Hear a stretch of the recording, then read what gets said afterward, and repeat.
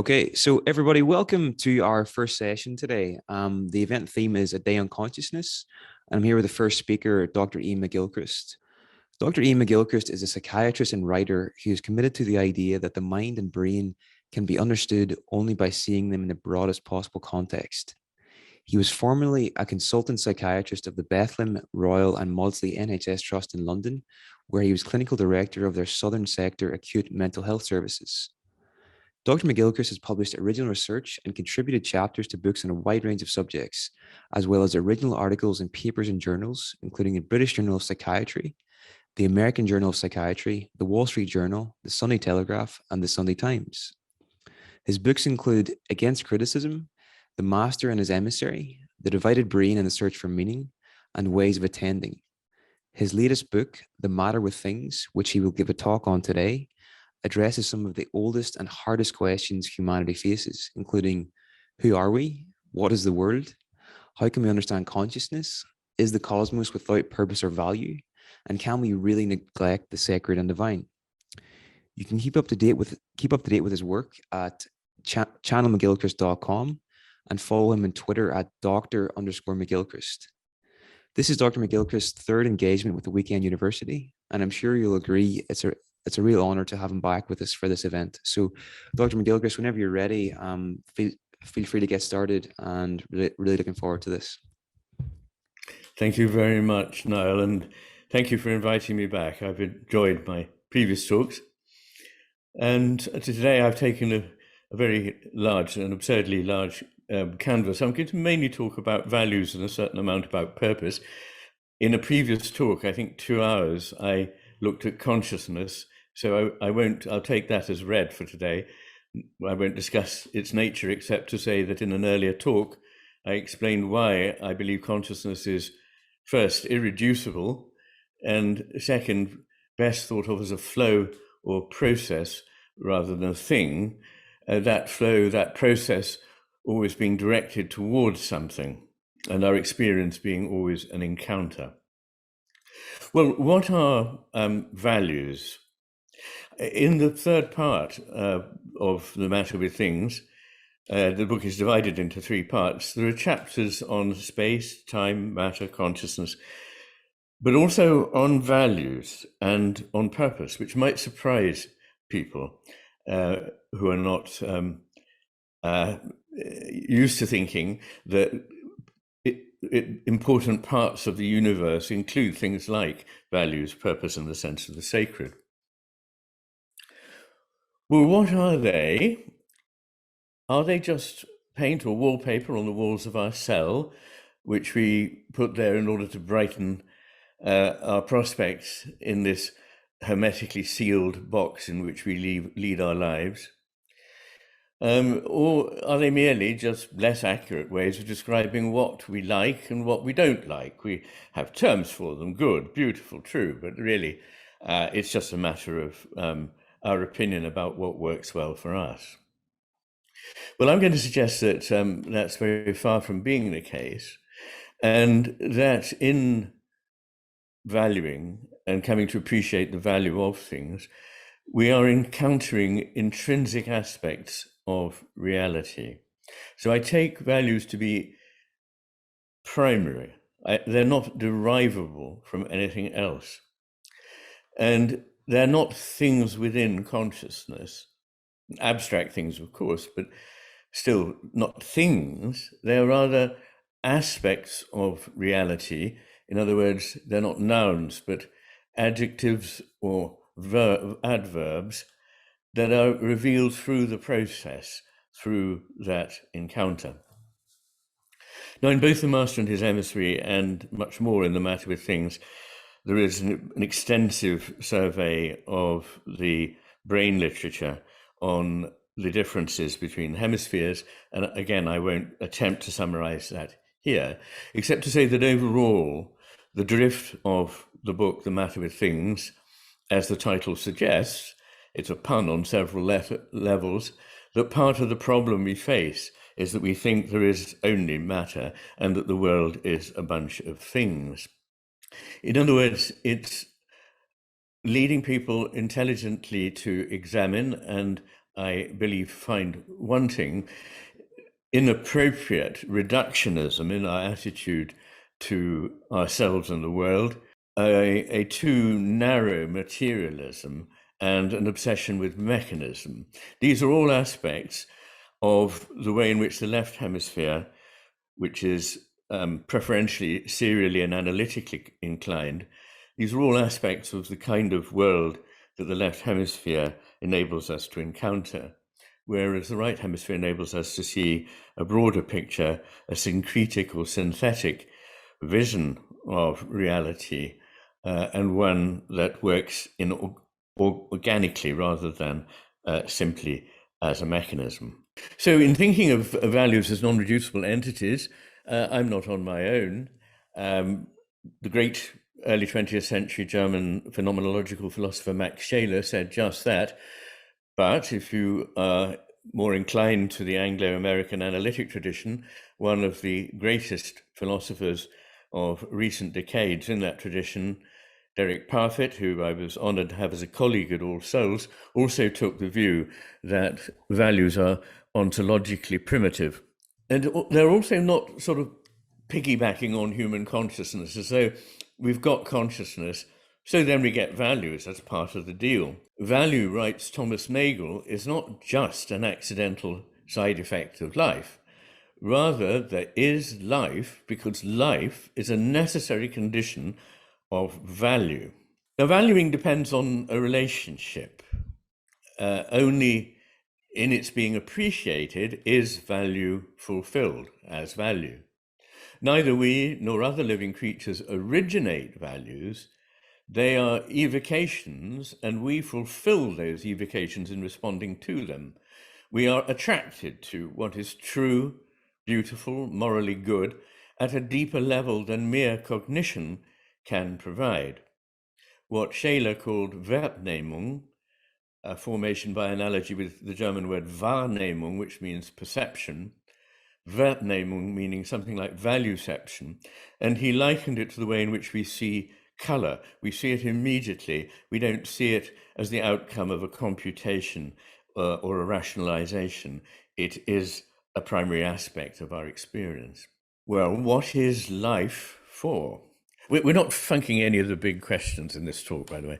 What is life for? Well, I do attempt to answer this question at enormous length in The Matter with Things, but I suggest it's not for consciousness. As you will know from my earlier, more extensive lecture on consciousness, I believe that consciousness permeates the universe. Well, one answer could be that life brings the capacity to recognize and respond to value, rather, as Thomas Nagel says. It vastly enhances both the degree and the speed of responsiveness to and within the world. So inanimate elements do respond to the world in certain very simple and primitive ways, but they do so rather slowly. Processes may take billions of years. In a living organism, they may take less than a second. And the degree of responsiveness, we can't estimate what that is, but it's very much less than the degree of responsiveness of any living being. I suggest, and I don't have time to unpack what I'm saying here, I'm just giving you something to ponder on or reject. Life could be seen as the very process of the cosmic consciousness, or the conscious cosmos, continually both discovering and furthering in its unfolding its beauty, its truth, and its goodness, both contemplating and, not separately, but in the same indivisible act, bringing them further into being. A process, in other words. So values evoke a response in us and call us to some end. They're what give meaning to life. Such things as beauty, goodness, truth, and purpose, which I will talk about briefly later, but it has its own chapter in The Matter with Things. Science can tell us what their brain correlates may be, the correlates of these values, but cannot help us understand their nature. It can, though, help us misunderstand them. This is for three main reasons. It may disregard them on principle, as is the case with purpose, no assumption of purpose is made in the life sciences, and that's a perfectly valid assumption to make if you wish to, but it won't be surprised then if you find nothing purposeful after carrying out your investigations on that basis and on those terms. Secondly, it can attempt to account for them in terms of something else. So it can say, for example, that beauty is simply a tool of mate selection, or it can say that goodness enables priests to have power over the people, or something of the kind. You've heard it all, I'm sure. And thirdly, and above all, most importantly, but probably less obviously, it gets them wrong by treating them as things rather than encounters, relationships in process. I will just look at the three main values that I've mentioned before saying a little bit about purpose. But don't forget that science's disposition not to value is already value-laden. The belief that an inhumanly detached way of looking at our experience of the world is more valuable than one in which we encounter it and register its value expresses values of its own. And one of those, of course, is truth. Truth deserves and gets a chapter of its own in my new book, but truth is, again, not a thing, whether conceived of as out there or in here, but an encounter between whatever is our inner take on our consciousness and the rest of the consciousness that it encounters in what we call experience. But let me ask a simple question. Why does science revere truth? Science will not admit anything that is not empirically verifiable, but the value of truth, like all value, is incapable of empirical proof. So where does this intuition, because that's what it is, come from? It can't be for its utility. Useful assumptions are not always truthful, such as it's quite useful sometimes to consider, for certain practical purposes, an organism as like a machine, but for roughly 8 important reasons, an organism is never like a machine. Equally, true assumptions are not always of practical use. You can't make this equation. But my point is, in a meaningless universe without ultimate values, shouldn't we just maximize happiness? Why does a person who sees the universe as a pointless heap of material fragments care if you deceive yourself by, for example, believing in a God, which might bring comfort in adversity and encourage you towards leading what we call a godly life? Where does this idea of a transcendent truth that surpasses all other considerations, including those of the greater happiness of others, come from? It makes sense to me, but that's because I don't believe that the world is chaotic, orderless, and meaningless. But if you do, what is the virtue of truth? Truth is an act. Again, it's not a thing. It's an act of trust in or faithfulness towards whatever is. It characterizes the proper relationship between consciousness and the world. It is therefore not a function of some other value. Nonetheless, it does imply that being faithful, though not blindly so, has value in and of itself, and that the something else to which we are faithful has an intrinsic value of its own, perhaps goodness or beauty, or the faith would be blind. As you see, rather than closing down on a single foundational element in a causal chain, we find this process of inquiry leading in the opposite direction to a web of interconnectedness that we cannot by any means get behind or beneath, in which values cohere and sustain one another. On that point, I'd just like to reflect on something that will sound very strange for those of us brought up on science in the 21st or even the 20th century, which is the relationship of love with value. It was a point made by St. Augustine but then later by Pascal, by Nietzsche, by Max Scheler, by Erich Fromm, by Simone Weil. Not that we love things because we have learnt to value them, but that we can value them only, or can value them correctly, only if we love them. So that there isn't a path to this.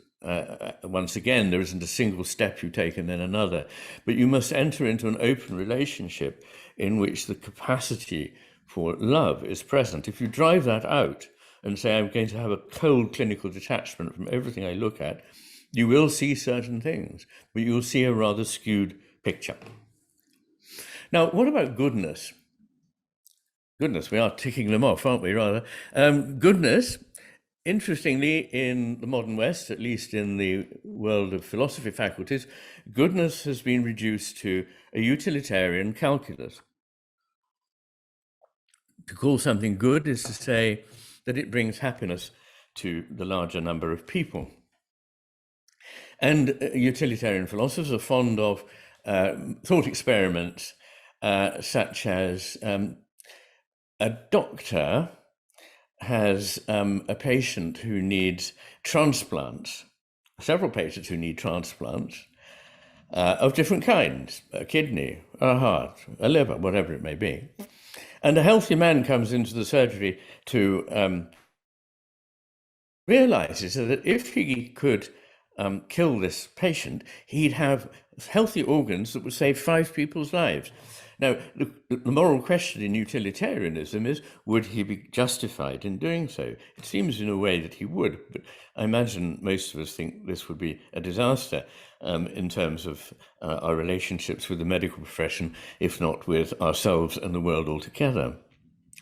If I need to explain to you why it is not okay for a film of sadistic paedophilia to give pleasure to perhaps thousands of people across the world, if you can't see that you can't have a reckoning of that against the suffering of the child, then I really can't help you. This kind of ruthless calculating is itself immoral.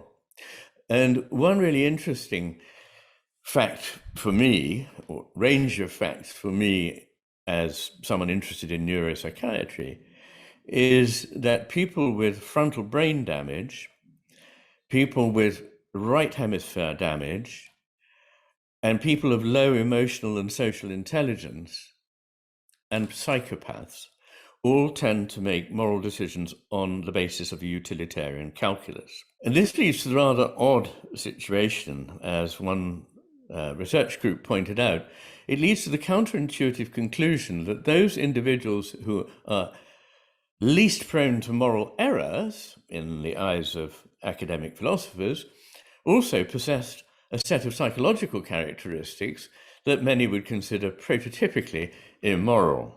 I don't have time to go into my beliefs about this and alternatives such as deontology, but just to say that I think something that is known as virtue ethics, which is subtle and takes into account many factors, is probably going to work better. By the way, when I say brain damage and so on, it can also be done with normal subjects by simply suppressing certain parts of the brain. So with the right temporoparietal junction suppressed by transcranial magnetic stimulation, people who would normally make a morally sound judgment will reach a bizarre conclusion on the basis of simply calculating outcomes. Goodness is irreducible, and interestingly, it's deeply bound up with the right hemisphere. In fact, David Hecht, who's a neuroscience researcher at UCL, goes so far as to state quite boldly that moral and immoral thinking are associated with activity in the right hemisphere and left hemisphere, respectively. And I wouldn't demur from that. There's also a difference between pleasure seeking of different kinds. There's a difference between what's known as eudaimonic pleasure and hedonic pleasure. Hedonic pleasure is simply doing more and more of things that give one pleasure at the time in a rather direct way. The sort of goals that we might think, making money, winning a game, eating a nice meal, whatever it might be. And this involves something called the Hedonic Treadmill, that the more fulfillment you get on it, the more you need. And in the end, you're never satisfied, whatever you do get.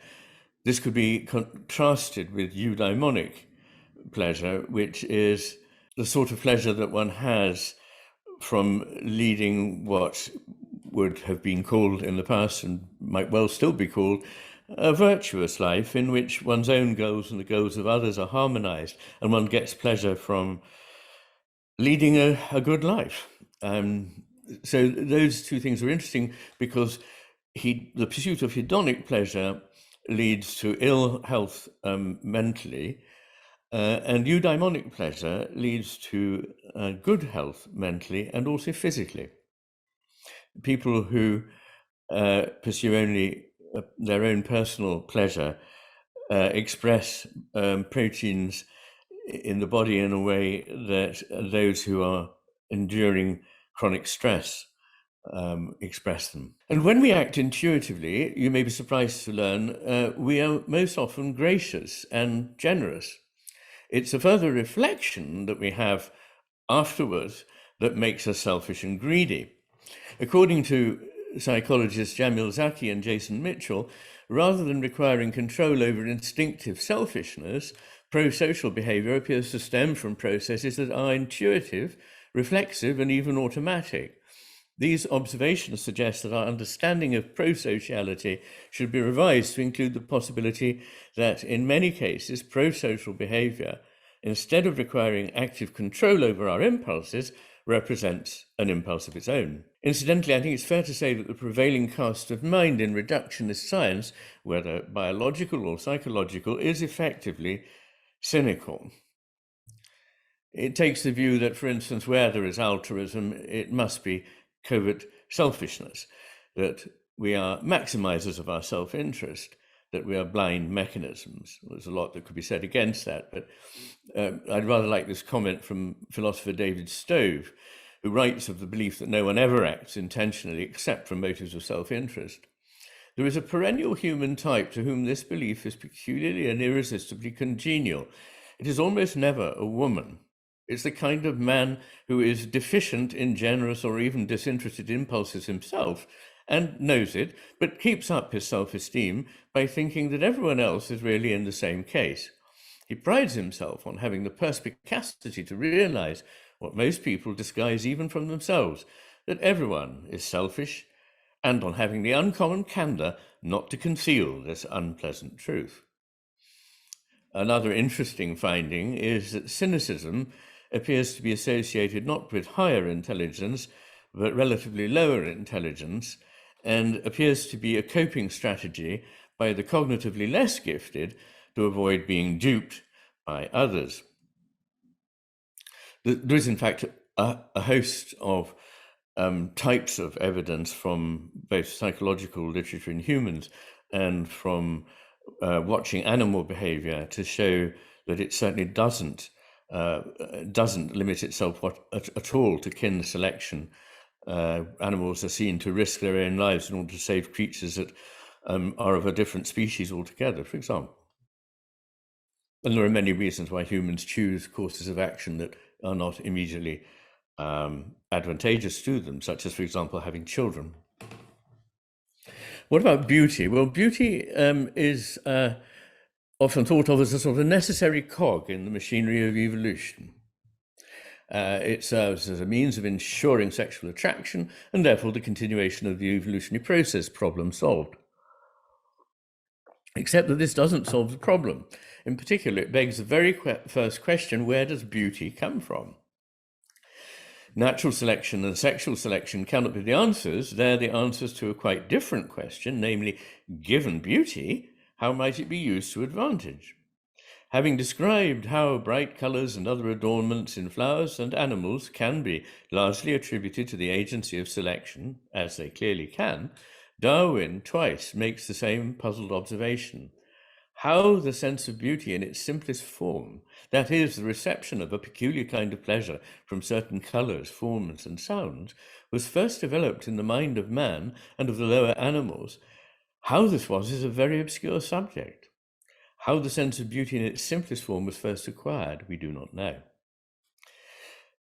And it's a very obvious point that beauty seems to be something much grander than anything to do with sexual selection, beauty and landscapes, which for thousands of years, not just since the Romantic era, beauty in landscapes has often been found in desert wastes, in dense forests, not just in fertile landscapes.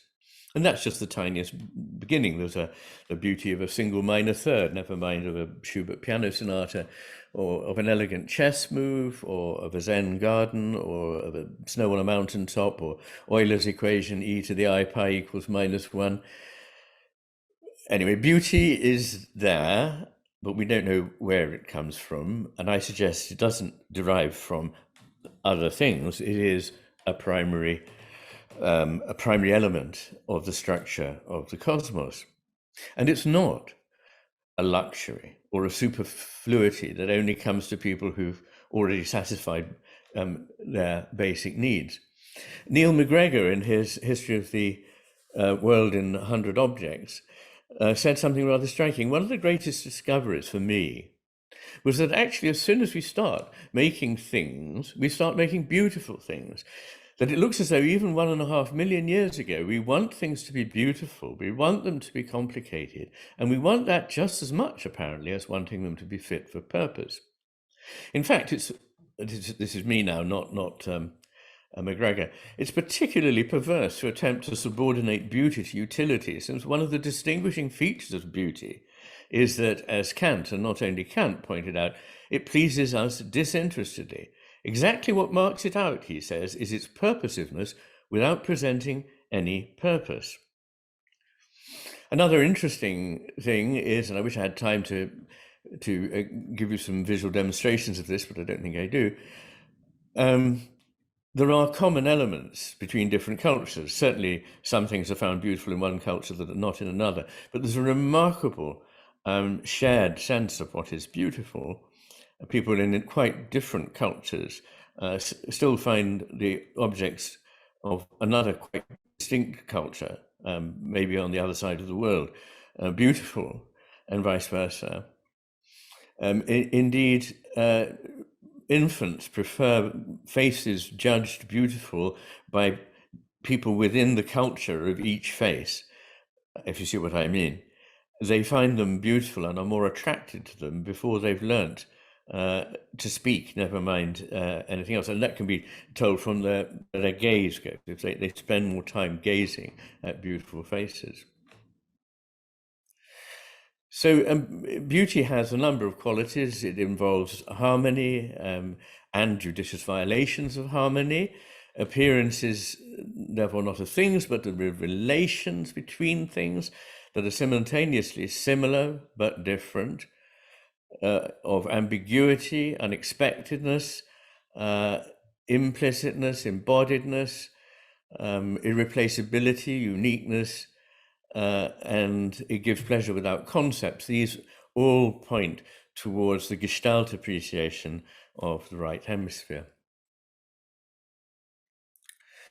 So the prevailing dominant account of a meaningless, purely material cosmos supplied by the reductionist strategy of the left hemisphere fails to make sense of value, whether that be truth, goodness, or beauty, just as it fails to make sense of consciousness. Its answer in every case is the same, that they must be emanations of a purely material cosmos that exists purely to further utility. Now, it seems to me that if you believe that, you'll believe anything. You might even end up believing that consciousness is an illusion. Neither this point of view nor any alternative to it can be proved, so our best recourse is to apply science, reason, intuition, and imagination to experience. It seems to me that the reductionist account is contrary to scientific findings, unreasonable, counterintuitive, and shows a complete refusal to exercise intelligent imagination, all the hallmarks of its birth in the left hemisphere. The result is that values themselves become devalued. Beauty, morality, and truth have been downgraded, dismissed, or denied. If you want to see the consequences, you need do no more than look around you. Now, finally, on the huge topic of purpose, I've only got a short while to talk to you about it, but it's a very interesting topic. Darwin was brought up to believe in God as a sort of benign maker and superintendent of the universe, like a genial elderly engineer who's made a phenomenally complex structure and occasionally intervenes to drop oil on the cogs. And he couldn't believe this when he looked around at the universe. So this created a conflict for him. In fact, he never resolved it. He said that on matters of the existence or otherwise of God, this is completely beyond the human mind. You might as well ask a dog to understand the mind of Newton. But we don't require an engineering God of any kind. Indeed, this engineering God is itself a perfect expression of the left hemisphere mentality gone on the largest possible scale. If the left hemisphere had to deify its own thinking, it would be this cosmic, all-controlling God. But actually, a lot of what happens, though it seems to be purposefully driven, is not reassuring at all. And I give many examples in the book, but I can't help making this rather wonderful example of a fun parasite. There are many extraordinary things that parasites do, such as Toxoplasma gondii, which is an infection in rats which needs to get into cats in order to mature, and if passed on to humans, at least according to some people, may be a causative factor in schizophrenia. One of the first things it does when it gets into rats is to make them uncharacteristically unafraid of cats, and they will even approach cats in order that this process may happen. But just listen to this one. A type of carpenter ant, Camponotus leonardii, which is extraordinarily sophisticated. It forages and communicates food sources to comrades, carves wooden galleries to live in, indulges in farming. Ants corral and protect aphids in order to get a sweet substance called honeydew from them, and protect aphids in order to get this from them by stroking them with their antennae. Nonetheless, these meet their nemesis in the form of a lowly fungus, the so-called zombie ant fungus, which exists in rainforests in Asia, Africa, and South America. While the ant forages on the forest floor, it is infected with a spore which takes several days to develop inside the ant's body. The fungus then takes over the nervous system of the ant and makes it behave entirely against its nature. The ant climbs, always to about the same height, about 25 centimeters up a tree, to a site which has exactly the right amount of humidity for the fungus to grow. The fungus then makes its host do something contrary to its nature, to bite onto vegetation before killing it. The ant clamps onto the underside of a leaf with its mandibles, hanging above its colony, and dies. Within 24 hours, threads of fungus burst out of the corpse. Finally, a stalk thrusts up out of the ant and starts to shower spores onto the rainforest floor, where they in turn infect more ants. So I hope you understand that I have no brief for the idea of all this kind of strikingly directed sounding evolution being benign. So the first difference one needs to make is between a kind of purpose which is thought of as being extrinsic and instrumental, like the engineering God.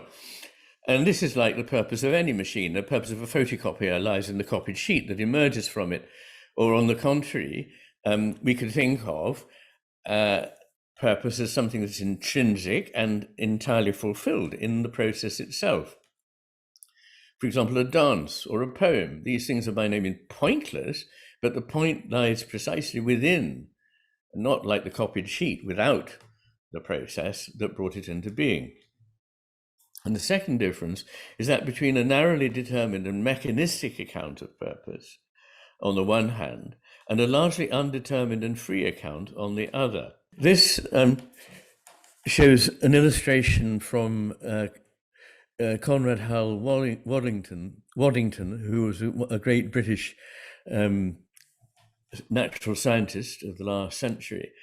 It shows an image of something he called creodes, which were preferential paths. If you imagine a landscape of hills and rivers and even mountainsides and water falling from the sky evenly on that landscape, even though the fall of the rain is entirely random, it will end up in various predictable places because it will be channeled by the force and energy of the shape of the landscape into going down certain rivulets and towards the sea. Only if there's an enormous amount of energy in one of the rivulets that it may get into can it hop over the divide, the raised threshold that separates it from a nearby channel. So this is really the instance. If you dropped a marble or something along this path, it would probably it might go down here, it might go down there, it might go to either of those, but there are various points at the bottom where you can predict it will come out. That's one of the ways in which in itself random can end up being predictable and leading to a certain predictable outcome. I think nobody would hold that there are narrowly determined purposes in beings, but there may be overall purposes towards which they generally tend. For example, there are narrow and localized tendencies. For example, a lioness may go on the kill because she's hungry, and that is the purpose of her going on kill. But is killing prey the purpose of the lioness? I think not. I would say that it was an expression of the thisness of a lion, that is itself an expression of part of something intrinsic in the wealth of the creative cosmos.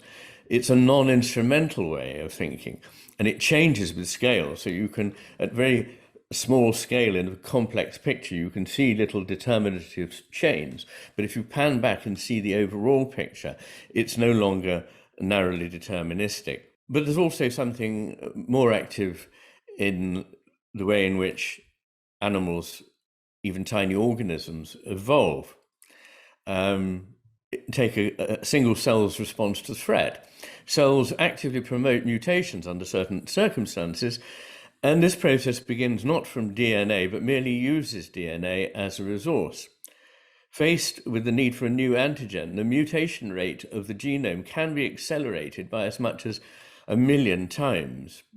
According to Dennis Noble, so far as we know, the mutations occur randomly, but the location in the genome is certainly not random.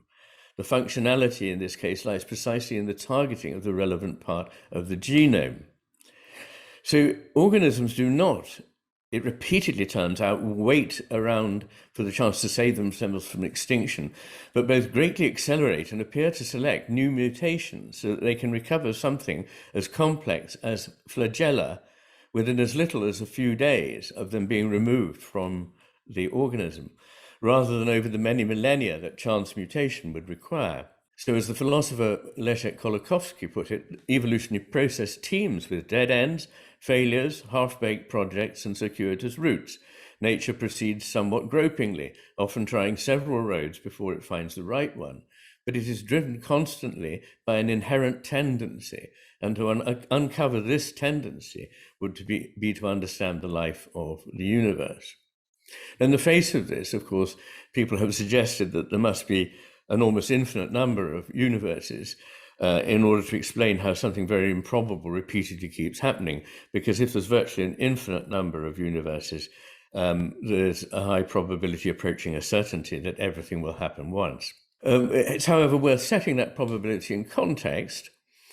The chance of getting a universe which contains stars is estimated by the astrophysicist Lee Smolin as 10 to the power of 229. Now, to set that in context, the visible universe contains a mere 10 to the power of 80 subatomic particles, compared with 10 to the 229th. That is a tiny, tiny, almost unimaginably small fraction of this very large number.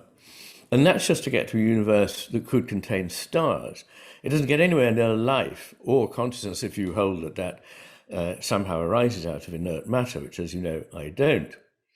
But the existence of life in the absence of tendencies in the cosmos towards overwhelmingly unlikely ends takes improbability to a whole new level. According to the paleobiologist Simon Conway Morris, the development of the eye, an improbably complex mechanism as it is, has happened independently 10 times over the course of evolution. The camera eye 6 times and the compound eye 4 times. All life, however simple, is dependent as a minimum on systems which can replicate DNA and translate it into functional proteins. These systems are vastly complex. Eugene Koonin, the senior investigator at the National Center for Biotechnology and Information and a recognized expert in the field of evolutionary and computational biology, points to a problem here, which I can express briefly like this. In the simplest possible terms, the problem is this: for the evolution of life forms to get started, a certain minimum level of accurate transcription must be achieved, known as the Eigen Threshold. Below this level of fidelity, there is too little stability. However, the achievement of this level of fidelity demands the evolution of a still more complex system to have been already achieved. This makes no sense according to our conventional schemata. And in fact, the probability, according to Koonin, that a coupled translation replication emerges by chance in a single observable universe is less than 10 to the minus 1018. Impossible to imagine, but effectively zero. So life tends to complexity, but why? Very few people have noticed, says Leon Kass, that non-teleological explanations of change not only assume but even depend upon the immanent teleological character of all living organisms, the desire or tendency of living things to stay alive, and their endeavor to reproduce, both of which are among the minimal conditions of such a theory, are taken for granted and unexplained. Why, after all, make so much effort, embrace so many sacrifices? By far, the best strategy for persisting in being is to avoid being alive at all. Being a rock gives you a much better chance. How is it that life ever took off? As A.N. Whitehead observes, life itself is comparatively deficient in survival value. The art of persistence is to be dead. Only inorganic things persist for great lengths of time. The problem set by the doctrine of evolution is to explain how complex organisms with such deficient survival power ever evolved. I think that evolution did create them, but I think it can only rationally be explained if there are what Waddington called creodes, preferential pathways. It may be possible to explain the origin of species by the doctrine of the struggle for existence among such organisms, but the struggle throws no light whatever upon the emergence of such a general type of complex organism which has faint survival power. And after all, once they arrive, why did organisms further evolve towards creatures with vastly lower survival prospects? A human life is on average 70 to 80 years, but there are trees that live to be 1,000 years. And in fact, there are individual examples of some actinobacteria that live in deep waters of the oceans that are thought to be over 1 million years old. That one of the actual cells will be, one of the bacteria will be over 1 million years old, and it's still going strong. So all I can really say is, in conclusion, that beauty, complexity, and responsiveness seem to be drives in the universe, and that, again, in the words of A.N. Whitehead, the philosopher and mathematician, the teleology of the universe is directed towards the production of beauty. And John Dewey, American pragmatist philosopher, said, the deepest problem of modern life is that we have failed to integrate our beliefs about the world with our beliefs about value and purpose, which shows the pyramid of values, as Max Scheler, the philosopher, believed it to be. He thought there were different levels of value, and at the lowest level there were the values of use and pleasure. Then somewhat higher than this were the Lebenswerte, the values of vitality, such as generosity, bravery, and things like that. Then there were the geistige Werte, which are values of the intellect, and are things like beauty, goodness, and truth. And at the summit was das Heilige, the appreciation of and the drive towards the sacred. And I believe that in the right hemisphere, these values serve one another in the direction that Shaler intended, but that in the left hemisphere, they go in the reverse order, as served up to us by people like Dawkins, that the idea of holiness is just something that gives people satisfaction and holds communities together.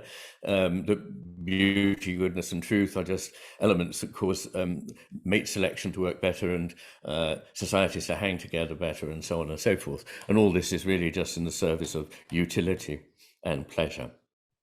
So thank you very much, Dr. McGilchrist, for another fantastic talk. Yeah, we've got some questions here, so I'm just going to invite people into the room now to ask them. So first up is going to be Ryder Streep. So Ryder, I'm just going to invite you in now.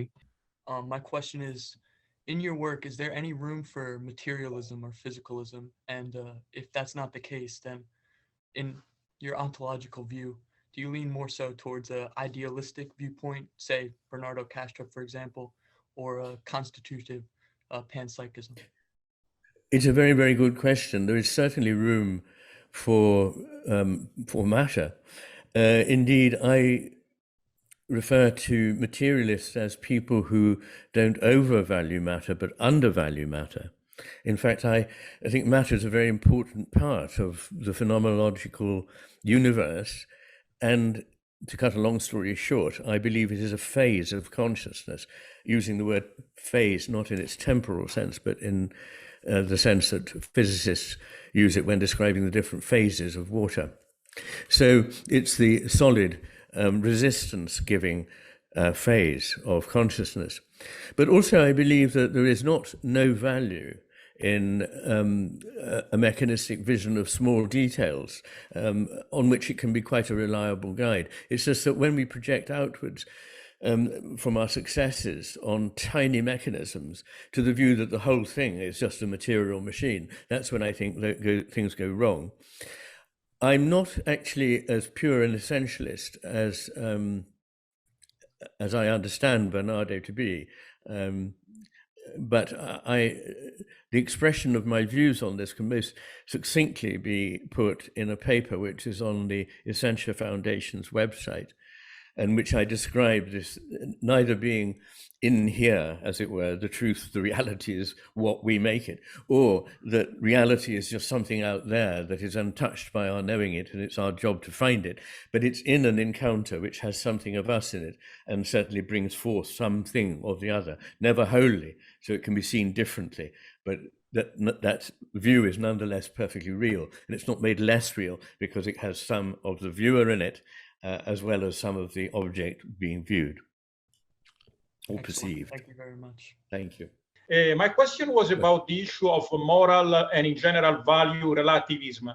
Could it be that relativism, the fact that different people get different conclusions on what is good and what is valid, could it be an outcome of instrumental rationality in the sense that values are reduced to interest? And in general, could this be the outcome of utilitarianism?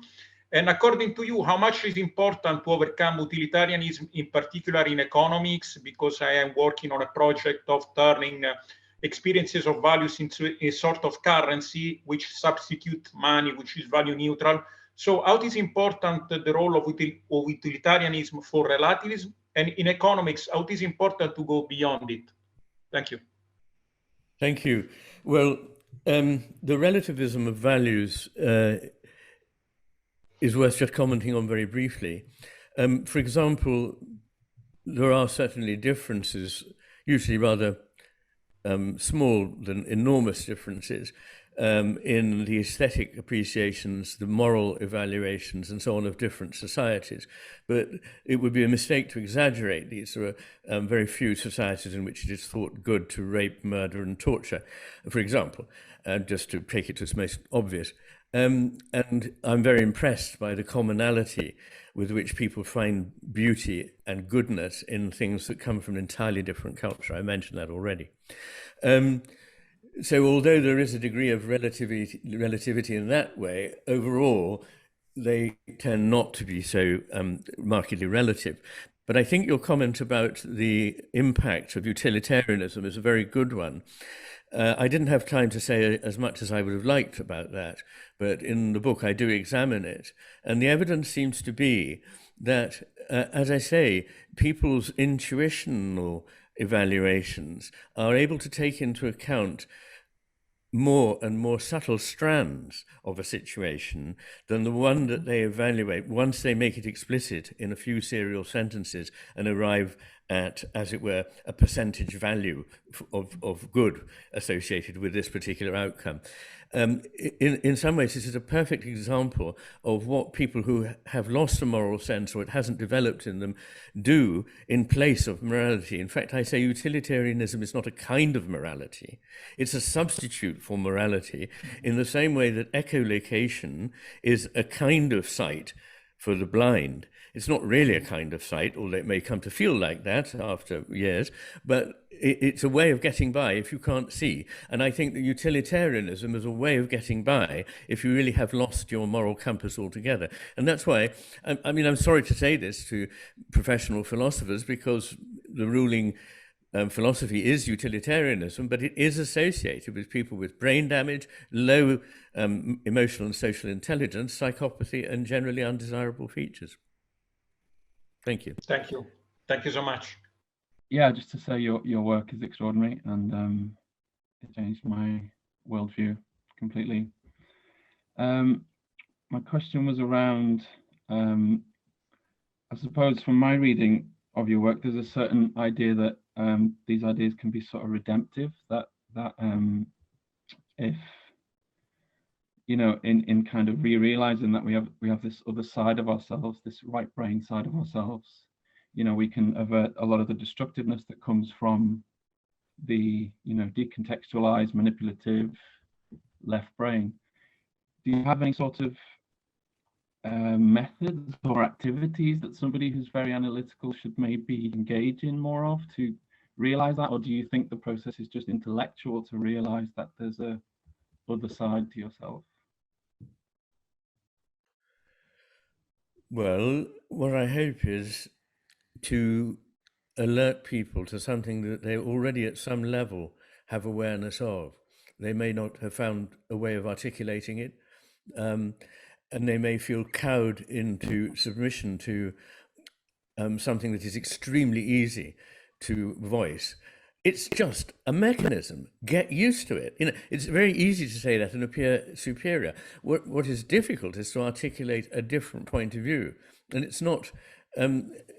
The fact that it's difficult to articulate is not a feature of its being untrue in some way.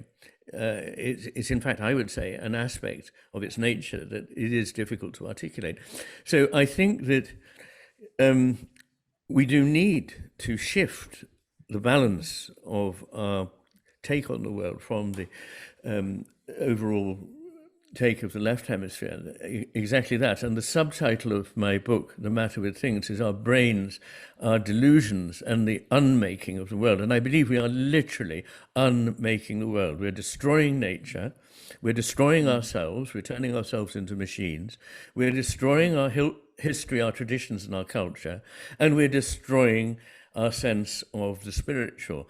And there is enormous scientific research, which I cite in the book, showing that not just social cohesiveness, which I demonstrated at the end of The Master and His Emissary, but also closeness to the living world of nature and having and adopting a spiritual attitude to life and to the existence of things, have enormous benefits across the range. So they produce cognitive improvements, emotional improvements, psychological improvements in terms of health and well-being, and physical well-being. So, for example, greater than those of stopping smoking, losing weight, going to the gym, and so on rates of cardiovascular disease and so on. So it is a very, very remarkable area, really. Anyway, thank you very much for that. I hope I've answered your question a little bit anyway. Thank you. Thanks very much. Dr. McGilchrist, I want to say thanks again for taking the time to share some of your wisdom with us. I really appreciate it. For anybody that wants to follow up on this after the talk, the first 3,000 copies of your book, they're sold out. When will the next batch be available? Do you know? The next batch was available from Monday of this week, but it's only another 3,000 and it's selling very fast. We've sold nearly 1,000 already. So, but I don't know, I just have to be much more on the case of getting more books out. But anyway, there it is. It's available on Amazon at the moment in America and Britain. It's also available through my website at a preferential rate. So please buy and read. So yeah, Dr. McGilchrist, thank you so much. I really appreciate it. And everybody else will see you back at 2:30. Okay. Thank you. Thank you very much. Thank you.